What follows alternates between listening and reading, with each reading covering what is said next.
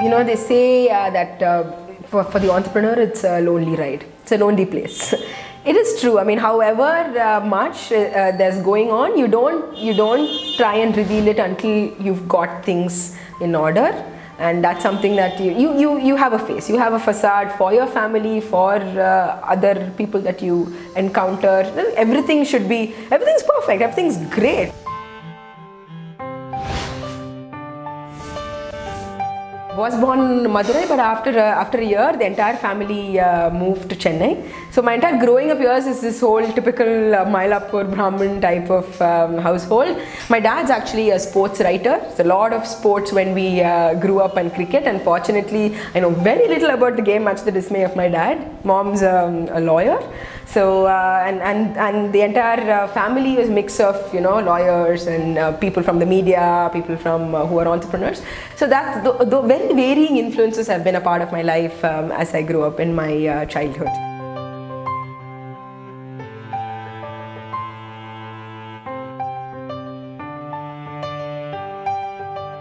And then I think the tipping point was having a child, and 1 year after I had my daughter, I said, okay, either I design chips so that people can play the next game really fast on their computer, or I can try and see if I can get a little closer to the kind of community work that I wanted to do.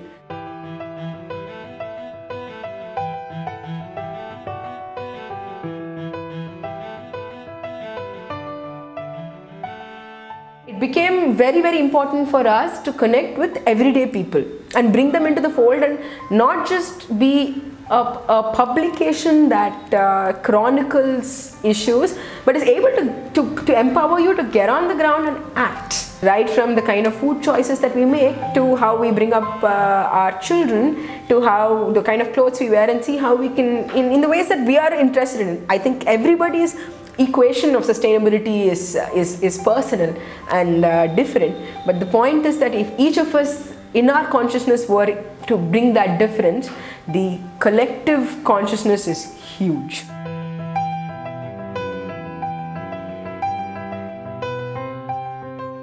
Being a woman entrepreneur, and especially being the single woman member in a team of 4 co-founders, it's an interesting mix that you actually bring to the table. And I also, being this very fiery, argumentative person, also put my emotion and passion also before anything else. So, and that works actually very well in complementary with the whole calm repose of my other co-founders. I think for me, going out for a run is my, just like it's a cathartic process. I just let out all of the, the emotional knots that sort of and the insecurities that keep building up on a regular basis. Activities like running and dancing, the best thing about them is that they teach you a lot more about yourself and the world that you are not a part of than just that particular activity. If you're confident of your passion and your belief in yourself, I think you should take the plunge and always seek help. I think that's one thing that people don't do enough of, is to overcome this, and that's something that I learned the real hard way.